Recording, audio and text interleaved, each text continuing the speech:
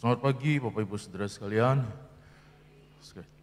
Sekali lagi selamat tahun baru bagi Bapak Ibu mungkin yang belum sempat kami ucapkan selamat tahun baru dan juga selamat datang kepada Bapak Ibu Saudara sekalian yang baru pertama kali beribadah di GPD Philadelphia atau pulang kampung masih dalam suasana tahun baru berkunjung pada keluarga dan puji Tuhan masih bisa mengikuti ibadah pada hari ini di gereja ataupun saudara-saudara yang ada di rumah, semua yang mengikuti ibadah ini. Pada tahun 2022 ini, GPD Philadelphia mengambil tema tahunan yaitu tahun penyempurnaan. Karena itulah pada hari ini kita akan mempelajari apa maksudnya tahun penyempurnaan ini. Sehingga Bapak Ibu Saudara sekalian, khususnya keluarga besar Jemaat Tuhan GPD Philadelphia Palangkaraya bisa memahami dan juga menghidupi tema ini. Seperti tahun-tahun yang lalu kita bersuka cita, kita bisa melewati tahun-tahun yang lalu dengan pertolongan Tuhan dan juga kita bisa menghidupi firman Tuhan yang kita jadikan tema dalam tema tahunan kita.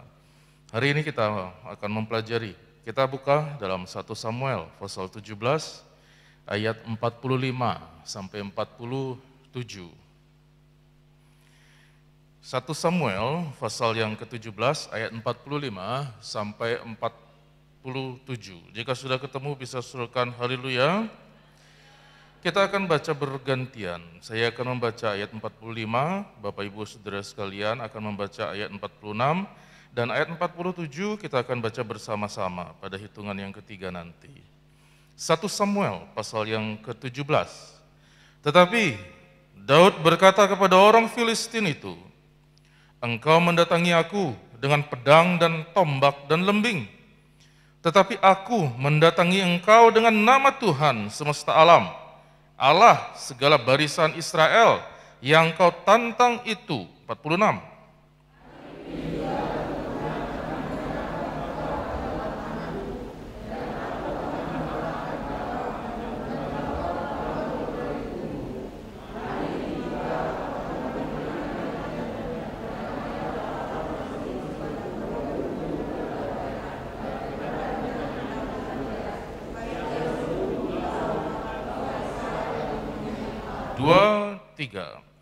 Dan supaya segenap jemaah ini tahu bahwa Tuhan menyelamatkan bukan dengan pedang dan bukan dengan lembing, sebab di tangan Tuhanlah pertempuran dan Ia menyerahkan kamu ke dalam tangan kami. Kita sudah mempelajari pertempuran antara Daud dan Goliat. Bisa bantu saya digeser ke sini? Goliatnya agak minder dia, agak ke belakang saya. Sini, hadapi saya di sini. Di belakang saya sini, dekat saja. Ya. Saya harap saudara masih mengingat pertempuran yang kita pernah bahas. Ini adalah pertempuran yang aneh sebetulnya. Di mana selama berhari-hari di lembah Elam atau saya di lembah, tiba-tiba saya lupa. Sebentar, saya lihat dulu. Di lembah Tarbantin, ya, pada ayat yang kedua. Ini adalah pertempuran yang aneh. Karena apa? Berhari-hari pasukan Israel dan pasukan Filistin dipisahkan oleh lembah, tidak ada denting senjata. Tidak ada suara peperangan, yang ada apa? Tiap hari ada suara dari pahlawan Filistin. Hanya dia maju saja menantang barisan Israel. "Ayo, siapa yang berani maju? Kau bangsa pengecut, kau penakut. Ayo, lawan aku." Dari pagi sampai sore, kemudian dia balik lagi, istirahat. Besok kita lagi. Nggak ada pertempuran yang asli, main pedang nggak ada. Tetapi ini mampu membuat bangsa itu ketakutan. Tibalah kemudian seorang remaja di medan perang itu karena diminta untuk bawa catering bagi kakak-kakaknya. Dia tidak berniat untuk datang perang, dia bawa makanan untuk kakak-kakaknya dan melihat bagaimana kondisi kakak-kakaknya yang gagah perkasa di medan perang. Ternyata kondisinya nggak ada perang, mereka gemetar ketakutan. Ya, hanya mendengar ini pahlawan ini maju, menantang lagi, maju, menantang lagi, dan Daud bingung. Kenapa dibiarkan orang itu ngomong merendahkan pasukan Allah? Singkat cerita, tadi saudara kemudian melihat di dalam ayat yang sudah kita baca, anak ini maju melawan pahlawan Filistin yang gagah perkasa itu, dan dia mengatakan bahwa demi nama Tuhan semesta alam, dia hari ini aku akan mengalahkanmu, supaya segenap Israel tahu bahwa bangsa ini punya Tuhan. Dan singkat cerita, saudara-saudara tentu tahu, Goliat kemudian dikalahkan. Dan itulah catatan yang diberikan oleh Alkitab, tanpa pedang di tangan. Daud datang dengan nama Tuhan semesta alam. Ya, jadi untuk memahami, tolong PowerPoint saya. Jadi untuk memahami tentang kesempurnaan, kata sempurna itu artinya utuh. Kata sempurna itu artinya lengkap, ya, whole dalam bahasa Inggrisnya, full gitu. Makanya kalau saudara menikah dikasih cincin, ya, lambang whole, lambang kebulatan cinta, kebulatan tekad, kebulatan komitmen, kebulatan integritas. Semua ada di situ, kesempurnaan dalam ikatan pernikahan antara laki-laki dengan perempuan. Dan juga sempurna itu artinya lengkap, komplit. Kita sudah pernah belajar tentang mentok, ya. Saya nggak ketemu kalimat yang lebih, pokoknya udah puncak, udah nggak bisa lagi jalan, mentok sudah. Itu full, ya, complete, selesai dengan sebaik-baiknya. Ya, finish, garisnya finish, baik sekali. Jadi kata sempurna artinya itu. Sehingga kita bisa melihat apa yang dilakukan oleh Tuhan kepada Daud, pembelaan Tuhan kepada Daud, itu menunjukkan kesempurnaan. Cara Tuhan membela seseorang, bahkan seseorang yang dianggap remeh, seseorang yang tidak masuk hitungan, seseorang yang tidak, bahkan dia pakai baju perangnya Saul, dia nggak bisa jalan. Seorang yang nggak pernah perang secara literal, tetapi Tuhan memakai dia dengan sempurna, karena dia mau disempurnakan. Dia mau dipakai oleh Tuhan, dia berani maju. Raja Daud yang paling tinggi di Israel nggak berani maju. Anak ini berani maju, pipinya kemerah-merahan, sampai Goliat mengejek dia. Kamu anjingkah aku, kamu datang dengan tongkat, siapa kamu? Dan Tuhan menunjukkan kesempurnaan kuasanya. Daud mengalahkan orang Filistin itu dengan umban dan batu. Ya, bagaimana dia membidik. Tepat di kepalanya, raksasa itu rebah. Dan kemudian dicatat di situ, Daud membunuhnya. Ya, tanpa pedang di tangan Daud. Jadi Daud nggak bawa pedang. Yang Daud pakai untuk membunuh Goliat adalah pedangnya Goliat sendiri. Jadi ini adalah peperangan yang sempurna sekali, Bapak Ibu Saudara sekalian. Di luar dari nalar, di luar dari pikiran dan perhitungan strategi perang dan macam-macam sudah nggak pakai di situ. Datang, ya, di atas kertas pasti kalah. Tetapi nama Tuhan dipermuliakan di tempat itu pada hari itu. Pada hari ini kamu kalahkan. Sehingga dari kata sempurna itu, dan juga kita sudah mengetahui contoh dari kata sempurna, kemenangan yang sempurna yang Tuhan berikan kepada Daud, kita sekarang mencoba untuk melangkah, memahami kata penyempurnaan. Kenapa kita tidak mengambil tema sempurna? Padahal dari tahun lalu atau beberapa tahun kita selalu dan sering memakai ayat-ayat tentang sempurna ini. Kenapa tidak sekalian saja tahun sempurna? Karena ternyata kita masih ada di dunia. Masih ada peperangan-peperangan berikutnya. Kita masih berjalan di dunia ini. Dan Alkitab pun menunjukkan bahwa di dalam pembelaan Tuhan, di dalam kesempurnaan yang Tuhan tunjukkan, perjalanan umat Tuhan atau orang yang percaya kepada Tuhan, dia masih harus mengikuti tambah lagi proses untuk semakin sempurna. Karena di dunia ini, kesempurnaan itu Tuhan saja yang bisa menunjukkannya.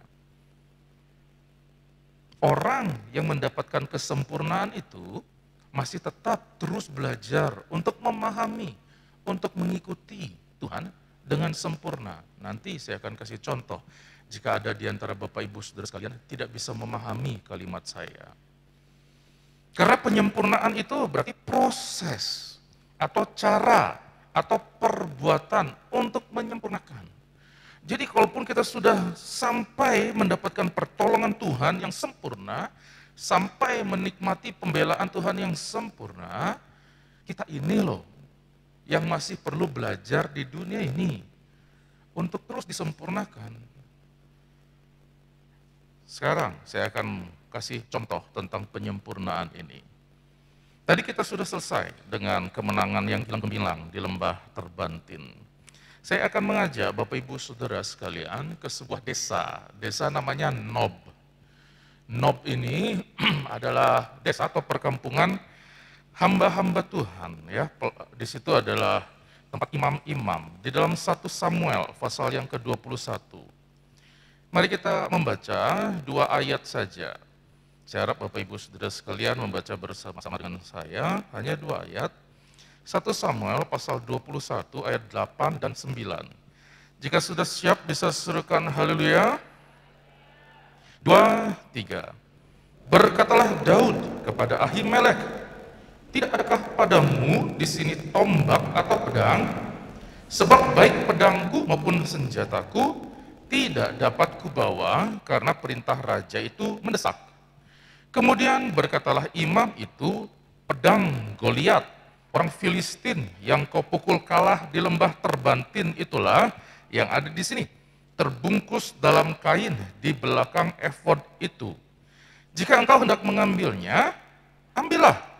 Yang lain tidak ada, hanya ini.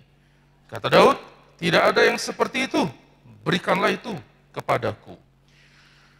Kemenangan gilang gemilang Daud atas Goliat mencengangkan bangsa Israel. Sejak saat itu nama Daud terkenal di mana-mana, dan ketika mereka pulang, rakyat mengeluh-elukan Daud lebih daripada Raja Saul. Ini menjadi masalah besar, karena Saul akhirnya mendengki Daud, iri dia. Kenapa ini rakyat malah membesar-besarkan Daud? Daud mengalahkan berlaksa-laksa, Saul mengalahkan beribu-ribu, ya kurang 1-0-nya. Nanti satu saat kerajaan pun akan diambilnya. Saul marah. Dan akhirnya dia mencoba dan berikhtiar untuk membunuh Daud. Padahal Daud adalah menantunya. Karena sebelumnya, gara-gara Goliat, Raja Saul memberikan sayembara. Siapa yang bisa mengalahkan Goliat? Bukan hanya kekayaan dan kemuliaan diberikan, anaknya, anak Raja Saul akan diberikan sebagai bonus. Jadi mau gak mau Daud dapat hadiah itu, dia dapat anaknya Raja Saul, menantu dari Raja Saul ini, yang terkenal, yang membuat dia tersinggung, memancing dia untuk berikhtiar membunuh dia. Jadi Saul berusaha untuk membunuh Daud, dan Daud tahu itu. Sehingga Daud melarikan diri. Daud takut dengan Saul. Sampailah dia ke satu tempat, tadi saya jelaskan, namanya Nob. Sebuah perkampungan, tempat hamba-hamba Tuhan, imam-imam, di situ ya melayani Tuhan. Daud masuk ke sana karena dia kelaparan dan juga sekaligus ingin mencari perlindungan. Dia tanya, adakah makanan di sini? Aku lapar. Enggak ada roti yang lain, itu roti sajian. Tuh, roti sajian itu roti yang kudus, yang dipersembahkan di tabernakel Tuhan. Ya, Daud bilang, ya, enggak apa, aku mau itu. Imam itu memberikan, kenapa? Karena ini Daud, pahlawan perang, menantu raja. Jenderal perangnya Saul yang terhebat di medan perang, yang mengalahkan Goliat.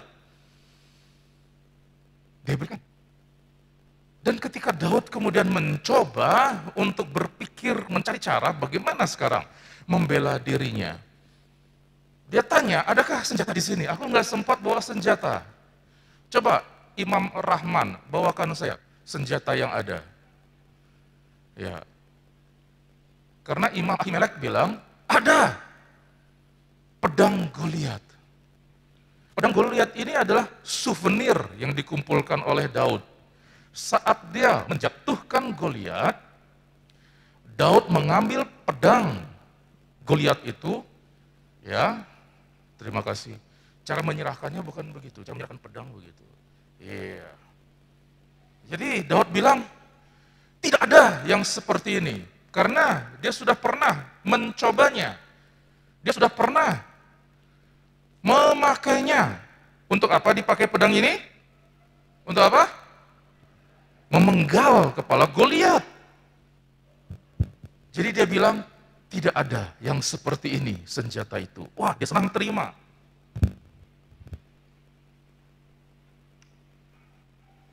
Wah.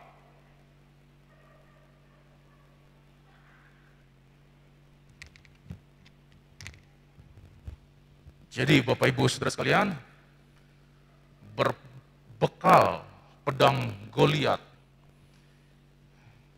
Daud merasa ada senjata sekarang di tangan. Tetapi dia masih belum berani untuk menghadapi Saul.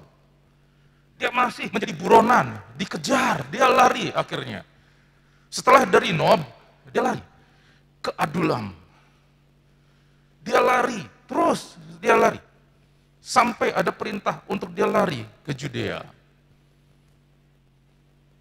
Bapak Ibu Saudara sekalian bisa membaca ini di dalam pasal 21 dan 22. Ya. Masalah tidak berhenti sampai di situ. Apa yang dilakukan oleh Daud ternyata bocor sampai informasinya ke telinga Saul. Ini yang saya ingin mengajak Bapak Ibu Saudara sekalian memperhatikan baik-baik di dalam pasal 22. Mari 1 Samuel pasal 22, kita akan membaca ayat yang ke-6 sampai 22. Nanti bisa saya minta tolong multimedia untuk next kalau selesai baca ayatnya ya, di slide itu supaya saya nggak pindah-pindahkan.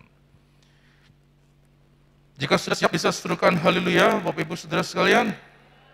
Saya akan baca ayat 6, Bapak Ibu baca ayat 7, dan begitu seterusnya, kita akan baca sampai ayat 22. Hal itu terdengar oleh Saul. Sebab Daud dan orang-orang yang bersama-sama dengan dia telah diketahui tempatnya.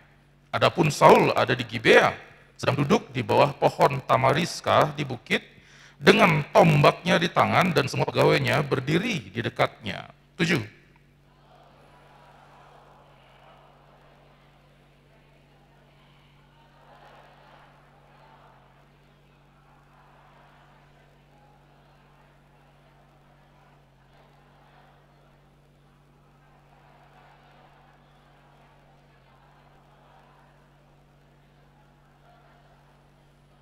Sehingga kamu sekalian mengadakan persepakatan melawan aku dan tidak ada seorang pun yang menyatakan kepadaku bahwa anakku mengikat diri dengan anak Isai itu.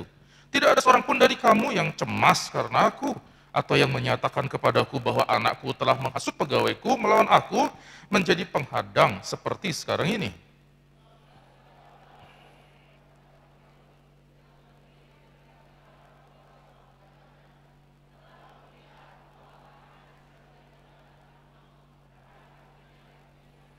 Ia menanyakan Tuhan bagi Daud dan memberikan bekal kepadanya. Juga pedang Goliat orang Filistin itu diberikannya kepadanya.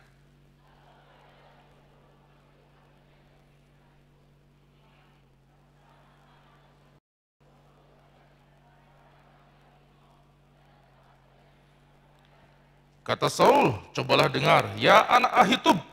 Jawabnya, ya tuanku.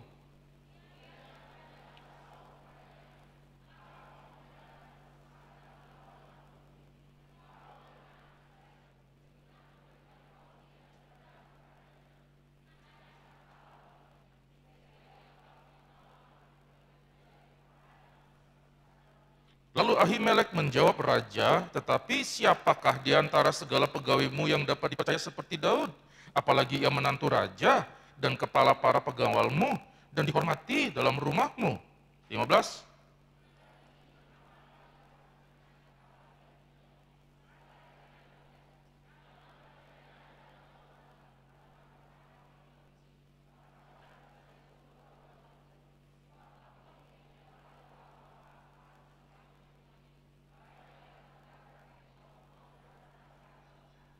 Tetapi raja berkata, engkau mesti dibunuh, Ahimelek, engkau dan seluruh keluargamu.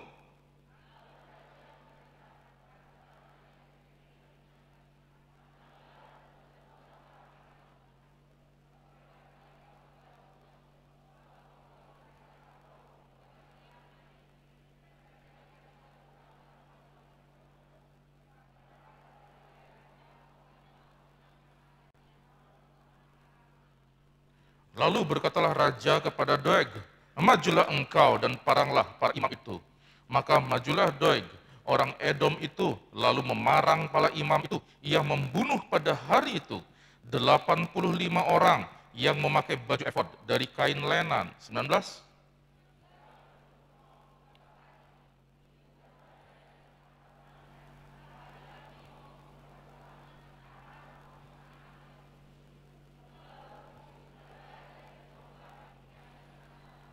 Tetapi seorang anak Ahimelek bin Ahitub namanya Abiatar luput.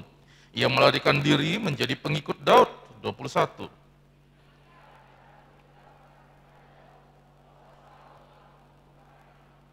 Berkatalah Daud kepada Abiatar, memang pada hari itu juga ketika Doeg orang Edom itu ada di sana, aku telah tahu bahwa pasti ia akan memberitahukannya kepada Saul. Kita baca sama-sama kalimat ini. 2, 3. Aku telah apa? Sebab utama daripada kematian seluruh keluargamu. Saudara-saudara, saya akan menunjukkan kepada saudara persamaan seperti ini. Ya.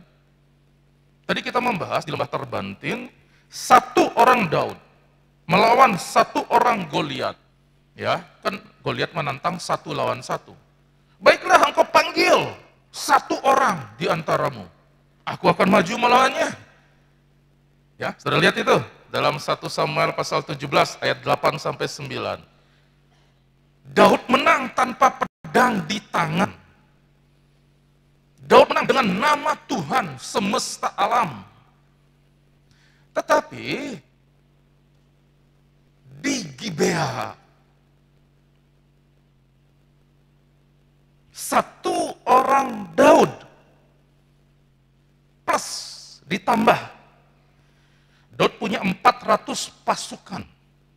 Itu orang-orang yang punya masalah semua tuh, ada masalah utang, ada masalah narapidana, penipuan dan macam-macam, perampok, ngumpul sama Daud. Ditambah pedang Goliat. Ya. Melawan satu orang Saul bersama dengan pasukannya tentu. Yang terjadi apa? 85 orang imam mati. Belum cukup 85 imam, seluruh kota Nob semua dibunuh. Dan saudara lihat yang dibunuh itu siapa? Semua laki-laki, perempuan, kanak-kanak, anak-anak yang menyusui, lembu, domba, semua dibunuh. Jadi sebetulnya dari segi modal Daud dengan kasat mata sebetulnya jauh lebih hebat daripada ketika dia berperang melawan Goliat. Ketika dia berperang melawan Goliat, Daud modalnya hanya umban dengan 5 batu. Plus nama Tuhan Allah semesta alam. Sekarang modal Daud melawan Saul, 400 orang pasukan yang berani mati untuk dia, 1 pedang maha dahsyat, pedang Goliat yang sudah membunuh ribuan orang. Karena dia katanya pahlawan perang sejak mudanya. Sudah berapa darah di pedang itu, plus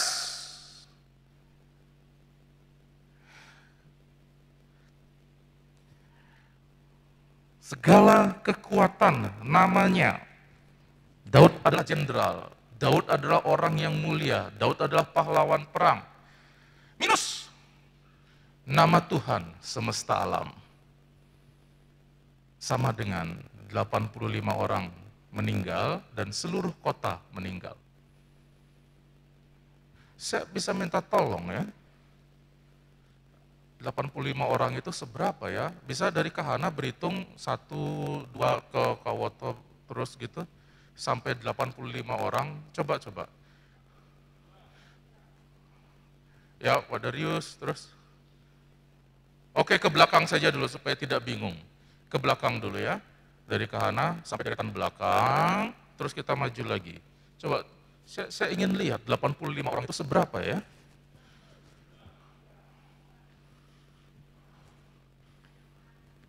Belakang?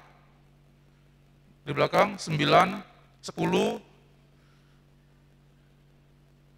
terus 11, 15, 16, 17, 18, 19, 20, 21, 22, 23, 24, 25, 26, 27, 28, 29, 30, 31, 32, 33, 34, 35, 36, 37, 38, 39, 40, 41, 42, 43, 44, 45, 46, 47, 48, 49, 50, 51, 52, 53, 54, 55, 56, 57, 58, 59, 60, 61, 62, 63, 64, 65, 66, 67, 68, 69, 70, 71, 72, 73, 74, 75, 76, 77, 78, 79, 80, 81, 82, 83, 84, 85.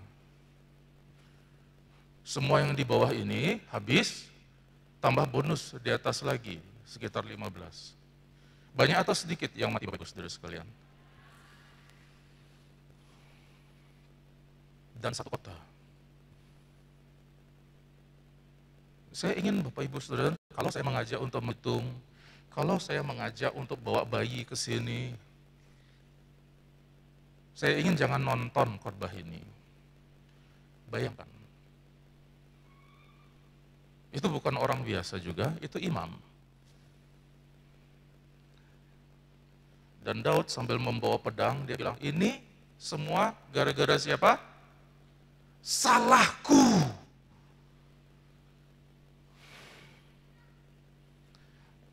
Saya ingin mengajak Bapak Ibu Saudara sekalian untuk betul-betul berpikir. Ya. Supaya kita memahami. Bisa PowerPoint saya ditampilkan? Di dalam 1 Samuel pasal 22 ayat yang ketiga. Jika Bapak Ibu Saudara sekalian mundur sedikit. Dari sana Daud pergi ke Mispa di Moab dan berkata kepada raja negeri Moab, izinkanlah ayahku dan ibuku tinggal kepadamu sampai aku tahu apa yang dilakukan Allah kepadaku. Sampai saat itu Daud belum terima arahan dari Tuhan, belum terima tuntunan dari Tuhan.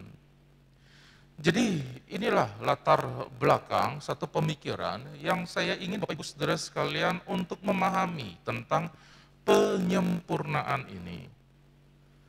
Kenapa kita perlu untuk masuk dan betul-betul taat, tunduk pada tangan Tuhan yang menuntun kita. Karena kemenangan di masa lalu belum tentu kemenangan di hari ini. Kemuliaan di masa lalu belum tentu kemuliaan di hari ini. Tanpa petunjuk Tuhan, jangan maju. Tanpa petunjuk Tuhan, jangan bergerak. Daud lupa untuk meminta petunjuk Tuhan. Dia lari kemana-mana, gara-gara takut. Padahal Tuhan merancang satu prestasi yang besar bagi Daud, di mana Tuhan ingin membuat Daud menjadi raja atas seluruh Israel. Israel Utara dan Israel Selatan, kerajaan Israel dan Yehuda bersatu. Ketika di Hebron, tua-tua datang menghadap Daud dan minta supaya Daud memimpin mereka. Pengalaman ini, pengalaman ketika dia minta perlengkapan kepada Ahimelek, perlengkapan perang kepada seorang imam, dan akhirnya membawa resiko besar karena dia lalai untuk mengingat lagi petunjuk Tuhan, membawa dia kepada satu pengalaman dia tidak bergerak sebelum Tuhan berbicara. Dan akhirnya kita bisa lihat contoh yang indah ini dalam 2 Samuel pasal yang ke-5 ayat yang ke-17 sampai 25. Mari kita membaca bergantian lagi. 2 Samuel pasal yang ke-5 ayat 17 sampai 25. Jika sudah siap bisa serukan haleluya. Ketika didengar orang Filistin bahwa Daud telah diurapi menjadi raja atas Israel, maka majulah semua orang Filistin untuk menangkap Daud. Tetapi Daud mendengar hal itu, lalu ia pergi ke kubu pertahanan. 18. Ayat 19, saudara perhatikan baik-baik. Bertanyalah Daud kepada Tuhan, apakah aku harus maju melawan orang Filistin itu? Akan kau serahkankah mereka ke dalam tanganku? Tuhan menjawab Daud, majulah, sebab aku pasti akan menyerahkan orang Filistin itu ke dalam tanganmu. Ayat 20.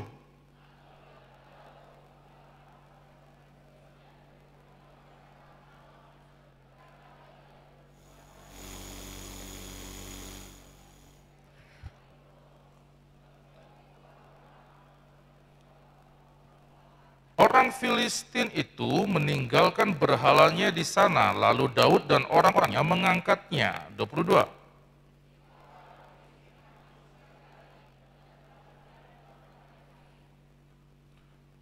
Maka bertanyalah Daud kepada Tuhan. Dan ia menjawab, janganlah maju, tetapi buatlah gerakan lingkaran sampai ke belakang mereka, sehingga engkau dapat menyerang mereka dari jurusan pohon-pohon kerta. 24.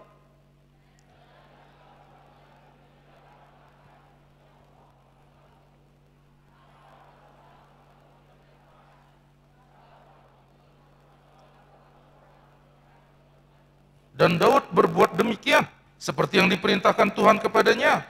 Maka ia memukul kalah orang Filistin, mulai dari Geba sampai dekat Geser. Ya, nanti Bapak Ibu Saudara sekalian bisa bandingkan dengan 1 Tawarik pasal 14 ayat 8 sampai 17. Saya tidak ada waktu untuk membacakannya. Tetapi Bapak Ibu Saudara sekalian melihat Daud ketika dia diangkat menjadi raja, ketika akhirnya dia berhasil mencapai posisi raja sesuai dengan kehendak Tuhan, dia mendapat tantangan kembali dari musuh. Dia mencoba untuk belajar lagi. Dan selalu bertanya, Tuhan, ini ada bangsa Filistin mau menyerang. apakah aku harus maju atau bagaimana caranya? Tuhan bilang, maju. Berapa waktu kemudian Filistin menyerang lagi. Tuhan, apa yang harus aku lakukan? Tanya Daud. Oh, ternyata jawaban Tuhan berputar.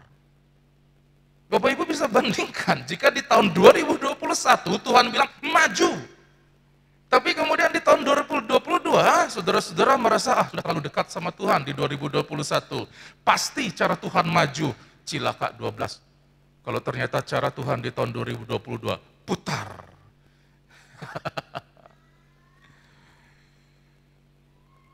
Jadi, apakah Bapak Ibu bisa memahami ini? Kemenangan yang didapatkan oleh Daud itu adalah kemenangan yang besar. Ya, jika mengikuti di dalam peta ini,